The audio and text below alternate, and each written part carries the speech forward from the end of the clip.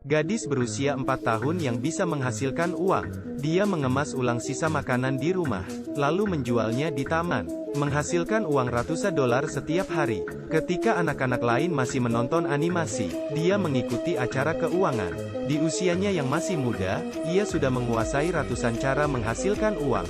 Setelah berada di sekolah menengah, dia memanfaatkan teman-temannya, menjual banyak barang selundupan dan menghasilkan banyak uang. Dia menghidupi seluruh keluarga pada usia 10 tahun. Lebih mengagumkan, dia menghasilkan uang dan tetap melanjutkan sekolahnya. Setelah lulus dari sekolah menengah, ia berhasil masuk ke universitas. Ketika keluarga merayakan, tiba-tiba wajahnya suram. Biaya kuliah yang tinggi membuatnya langsung putus asa. Dengan kondisi keluarga mereka, tidak mungkin mengeluarkan uang ini jika dia mengajukan pinjaman pelajar. Dalam 4 tahun, bunganya saja akan menelan biaya 70.000 dolar, yang berarti dia akan berutang besar setelah lulus. Di mana dia bisa mendapatkan uang ini? Gadis pintar dengan cepat menemukan jalan. Dia menemukan semua orang di kota suka menonton musik.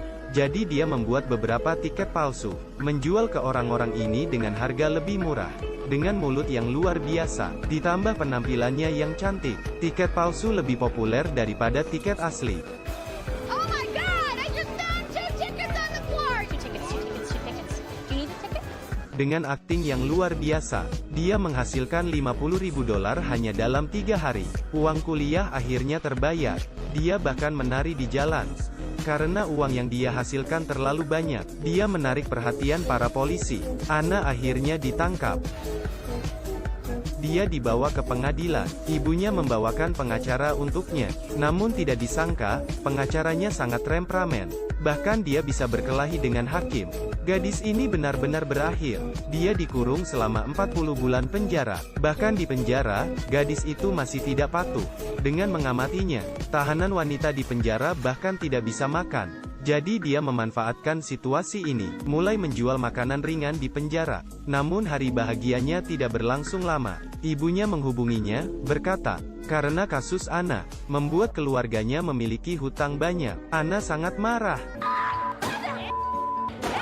Demi keluar dari penjara sesegera mungkin, Anna mulai bekerja keras. Akhirnya dibebaskan dari penjara 20 bulan lebih awal. Di hari pertama dia keluar, dia mendapat panggilan penagihan hutang. Tanpa diduga, pihak lain berkata, jika dia bisa membayar sekarang, dia akan mendapatkan diskon 20%. Jika dia tidak membayar sekarang, maka kakinya akan dipatahkan. Utang awalnya adalah 30.000 dolar. Sekarang cukup bayar 5.000 dolar.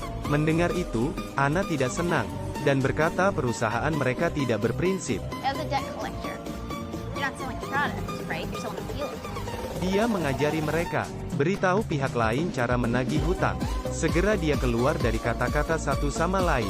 Ternyata setiap kali penagih utang menagih utang, mereka akan mendapatkan komisi 10%. Gadis pintar itu langsung mencium peluang bisnis. Where are your offices? Aku akan datang. Dia mencari bos mereka, tapi bos melihat bahwa dia hanya seorang gadis kecil. Dia pun tidak terlalu menanggapinya. Lagi pula, penagih utang bukanlah pria kekar.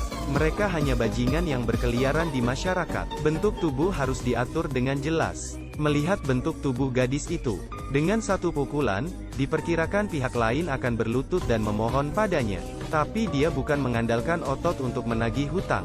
Dia memiliki metode menagih utang sendiri. Anna bertaruh pada bos. Jika dia bisa mencapai target dalam sebulan, bos harus menghapus semua hutangnya. Jika dia kalah, maka hutangnya akan digandakan. Mendengar itu, bos cukup tertarik. Bagi penagih utang terburuk akan diberhentikan.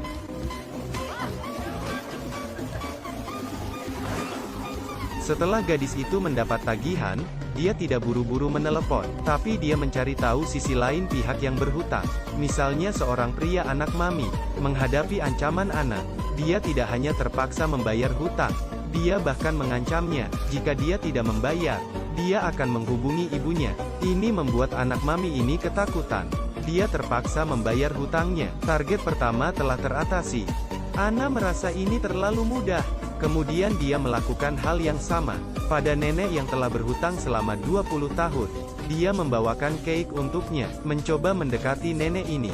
Akhirnya hutang selama 20 tahun pun dibayarkan. Kepada petugas pemadam yang berhutang, Anna langsung mengancamnya, Berkata jika dia tidak membayar hutang, dia akan dilaporkan ke atasannya, agar dia tidak bisa naik jabatan. Dengan otak yang cerdas, ditambah mulut yang fasih, dengan cepat Ana menunjukkan keberhasilannya. Lalu ketika tiba di akhir bulan, bos itu menggertaknya. Tidak hanya tidak menghapus hutangnya, dia bahkan menyentuhnya. Ana sangat marah padanya. Dia pun mengundurkan diri. Dia menemukan pemasok, membeli banyak obligasi dengan harga 2 kali lipat. Kemudian dia mulai merekrut teman-temannya. Dia bukanlah gadis biasa, penjual kosmetik dengan suara seksi.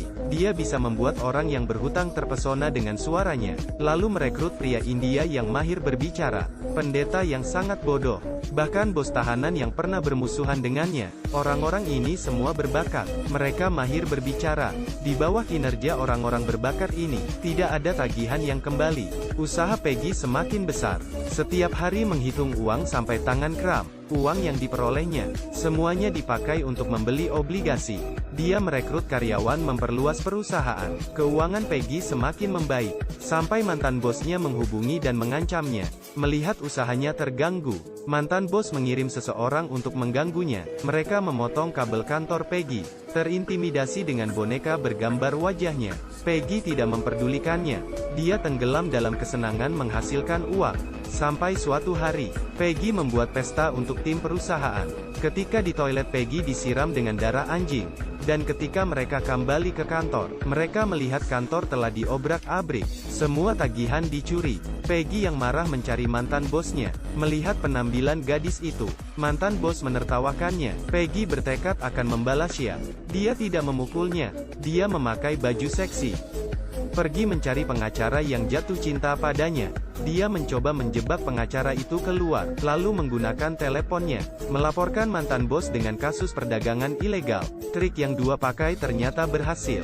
Setelah polisi menangkap mantan bos, Peggy mengirim seseorang untuk menyelinap ke kantornya, lalu mengambil semua tagihannya. Perusahaan mulai beroperasi kembali.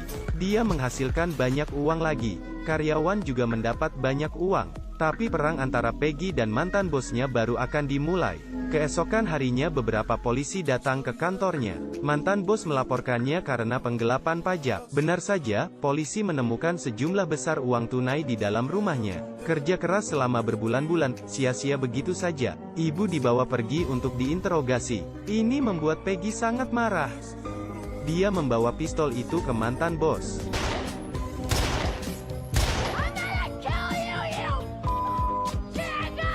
Inilah yang diinginkan pria itu. Tapi gadis itu tidak kehilangan akal. I'm gonna shoot you. But I will kick your fucking ass, Jake. Mereka pun berkelahi. Tak lama kemudian, polisi datang. Dia dibawa paksa oleh polisi. Dia bertemu ibunya di penjara. Melihat ibunya terlibat, Peggy merasa bersalah. Dia memutuskan menghasilkan uang lagi, tapi dia harus membuat mantan bos mendapatkan balasannya. Keesokan harinya pengacara itu menyelamatkannya. Peggy kembali menemui karyawannya, minta mereka menghubungi semua agen penagihan utang terdekat, diskusikan rencana untuk menghasilkan banyak uang bersama, mendengar akan menghasilkan banyak uang. Semua penagih hutang berkumpul. Mantan bosnya juga ada di sana. Peggy memberikan pidatonya. Dia berkata untuk apa mereka saling bermusuhan, agar bisa menghasilkan banyak uang. Mereka semua harus bekerja sama. Saat itu juga, mantan bos melihat ada yang aneh. Ternyata ada kamera pengawas di boneka itu. Peggy sengaja menyatukan mereka. Polisi segera menggeledah perusahaan mereka dan mencari bukti kejahatan. Dengan bantuan Peggy, semua penagih hutang akhirnya dikepung. Polisi menangkap mereka, dan akhirnya mendapatkan hukuman. Peggy menyelinap pergi. Dia menyelinap ke kantor, memindahkan semua tagihan, membakar utang senilai miliaran. Lebih dari 50.000 orang di kota berutang uang. Seketika menghilang bersama api. Akhirnya Peggy ditangkap karena menghilangkan barang bukti. Tetapi karena dia telah membantu polisi menyelesaikan kasus ini, dia pun segera dibebaskan. Staf berkumpul untuk merayakannya. Semua orang mengagumi bakat dan kepintarannya. Mereka ingin terus mengikutinya, bahkan menyiapkan modal awal untuknya. Membuat Peggy membeku. Dia bergegas ke toilet untuk menenangkan diri. Seketika dia mulai semangat lagi menghasilkan uang. Dia memiliki kepintaran dan rasa bisnis yang tajam.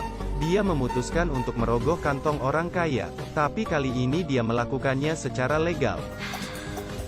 Let me tell you about hedge funds. Film ini berjudul Buffalo, sebuah cerita yang inspiratif dan lucu. Film yang bagus layak untuk Anda tonton. Saya Pei Pian, sampai jumpa lagi.